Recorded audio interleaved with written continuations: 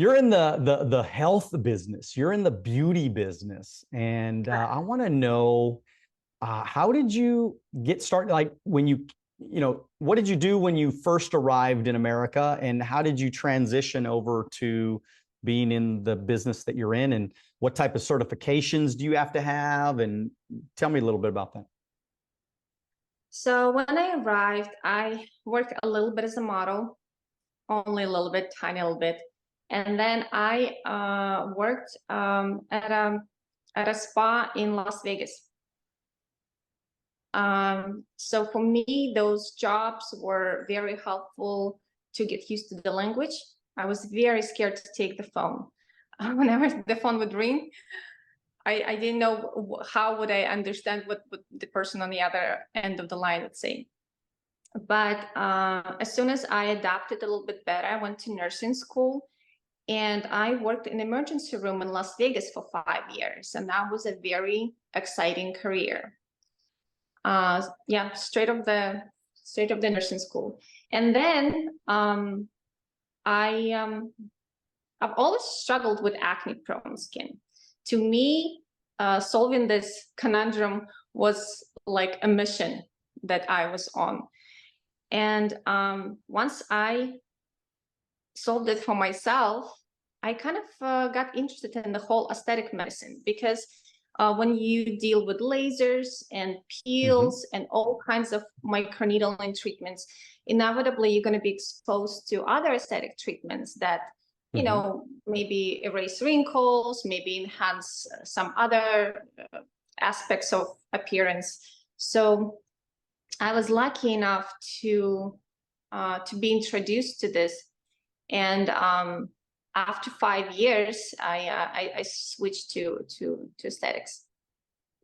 And so obviously, you being in the business, you know that there is a little bit of a debate when it comes to aesthetics and, just that type of medicine, that type of treatment. What are your thoughts about that? And, what are the health implications long range to doing, that kind of, beauty work?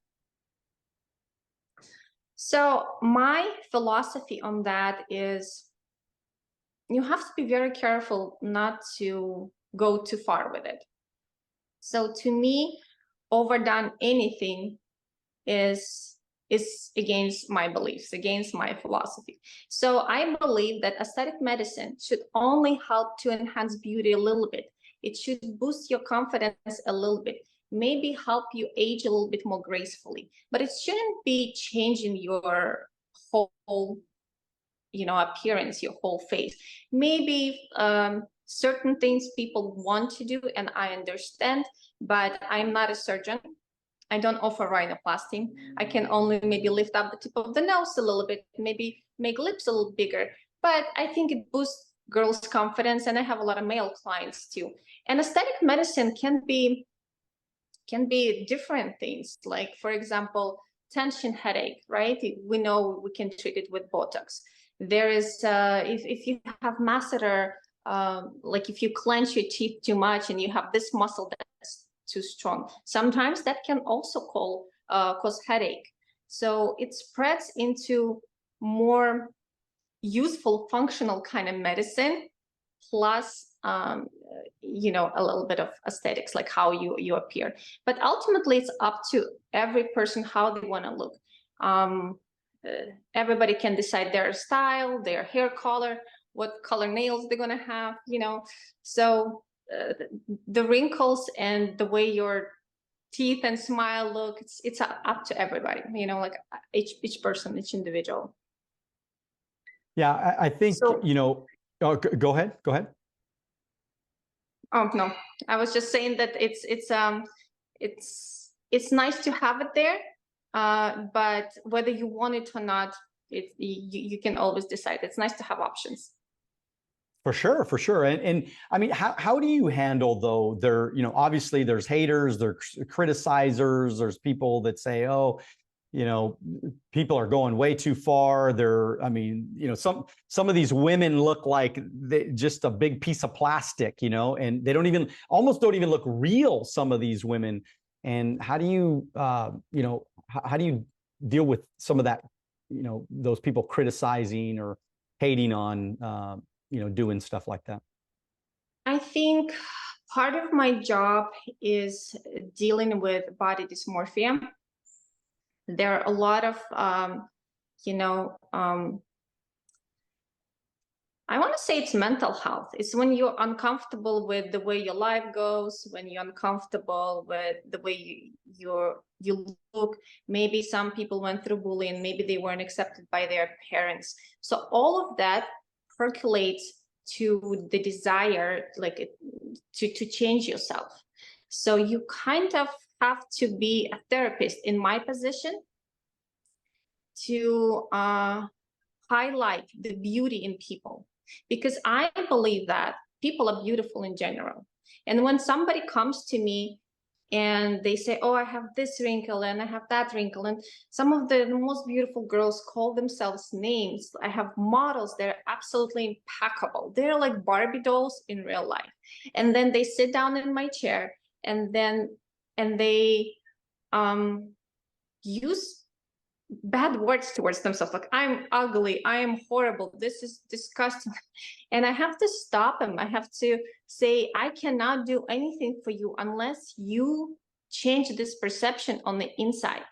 So you have to look how beautiful your eyes are, how blue they are, how long your hair is, your body is healthy. Like, be grateful for everything. And if you want to change a little wrinkle here and there, it's okay. But it has to come first with the general acceptance and self-love. And that's the healthy approach to it. And when we don't deal with it, with the body dysmorphia, and people come in and they want more lips, more this, more cheeks, more this, more that, that's when we get very unnatural results. And that's when the aesthetic medicine gets bad rap. Yeah, because I mean, I'm scared of Botox and stuff like that, So tell me about the misconceptions about Botox. I mean, it looks like it hurts. I mean, first of all, somebody sticking a needle in my head. I mean, I just, it scares me, so tell me about, some of the misconceptions that you've heard and maybe clear some of that up for me. Okay, let's dispel some myths about Botox. First, it's painful. This is first myth. I feel like if it's done right, it's not painful. It's more like a little bit of discomfort that anybody can handle. And for the amount of benefit you get from it, 2 minutes of little poking is nothing. It's definitely not painful. And also, I think it may be painful first time if you really hype yourself up and you're worried about it. Second myth is probably that Botox is only for women. A lot of men don't really seek out those kind of treatments unless their wife, their girlfriend, their sister sometimes, or like friend brings them into the office. They do it one time, they get it done once. And then once they realize what it is, they make their own appointment. And Botox can be done for a lot of things, there is Botox for erectile dysfunction that's very popular right now.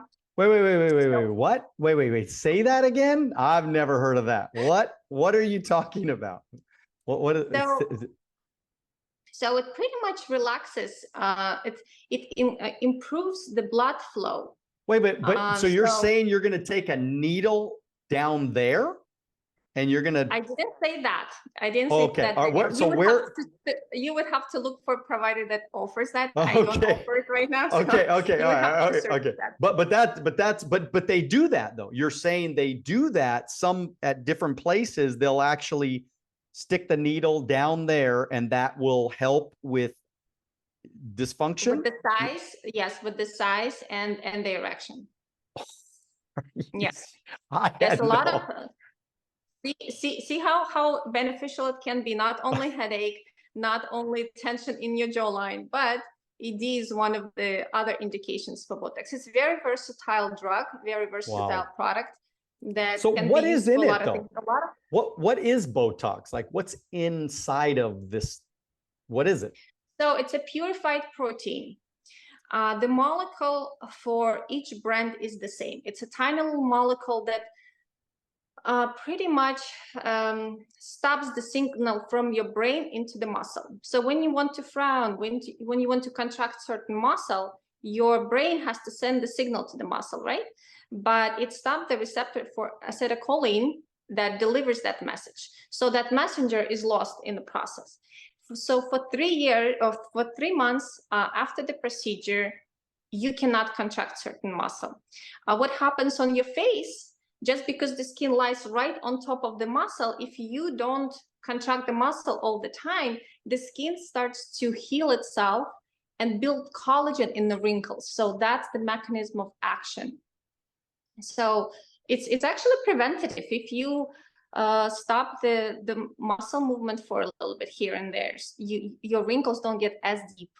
So it's great as a preventative measure. If you like this video and you want to watch another one, click right here. If you want to watch the entire podcast, click right here.